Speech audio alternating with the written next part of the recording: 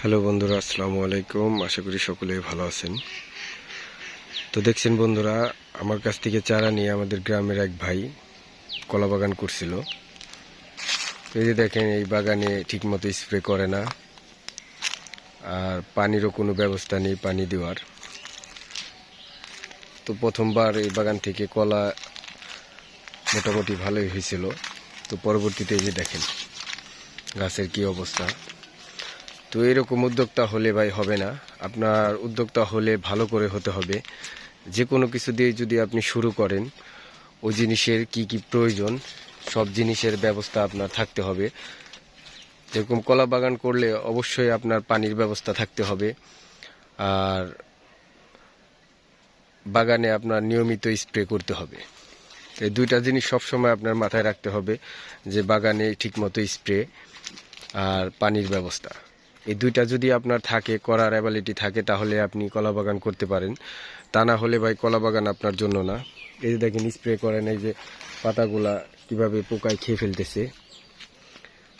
প্রত্যেকটা গাছের পাতায় দেখেন কিভাবে খাইতেছে। এই যে দেখেন।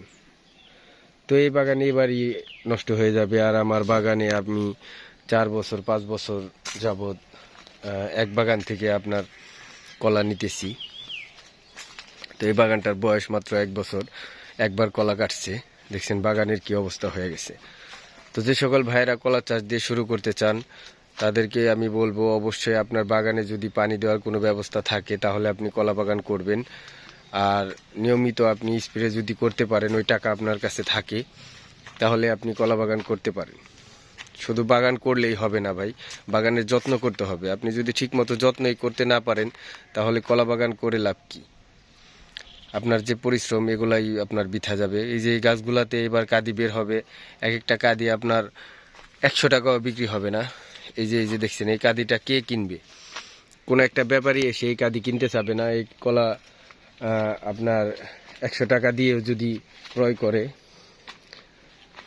সে 100 টাকাও বেচে তার আসবে না, কারণ এই ছোট ছোট কলা কেউ নিতে চাবে না। তো এর জন্য আপনার ঠিকমতো যত্ন না করতে পারলে বাগান না করাই ভালো। প্রত্যেকটা গাছ, এই যে এখন খরার দিন, এই দিনে আরো এই গাছগুলা শুকিয়ে যাবে। এই গাছের গোড়া দেখছেন, এই যে ফেটে জমি ফেটে কিভাবে হয়ে গেছে, কত বড় বড় ফাটল ধরছে।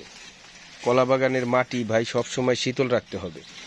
আপনি যদি কলা বাগানের মাটি ভিজিয়ে শীতল রাখতে পারেন, তাহলে আপনি কলা চাষ করে কিছু টাকা লাভ করতে পারবেন। এই যে দেখছেন, এই যে মাটি কিভাবে ফাটছে। তো আসলে কলার চারা রোপণ করলেই শুধু হবে না, এই চারাগুলার যত্ন করতে হয়। আমি আমার বাগানে ঠিকমতো যত্ন করি, তো এই ভাই আসলে ঠিকমতো যত্ন করে না, আর এই গাছগুলাতে স্প্রেও করে না। এই কারণে এই অবস্থা হয়েছে। তার যে পরিশ্রম, এটাই বৃথা যাবে। এই কাঁদিগুলা পরবর্তীতে সে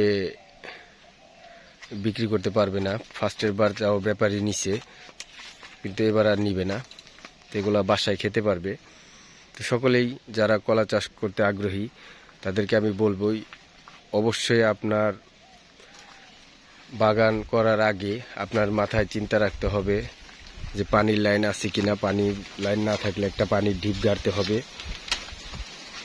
আর স্প্রে করার যে টাকাটা, সেটাও আপনার কাছে থাকতে হবে, তাহলে আপনি কলা চাষ করে লাভবান হতে পারবেন। সকলে ভালো থাকবেন, সুস্থ থাকবেন। আসসালামু আলাইকুম ওয়া রাহমাতুল্লাহি ওয়া বারাকাতুহু।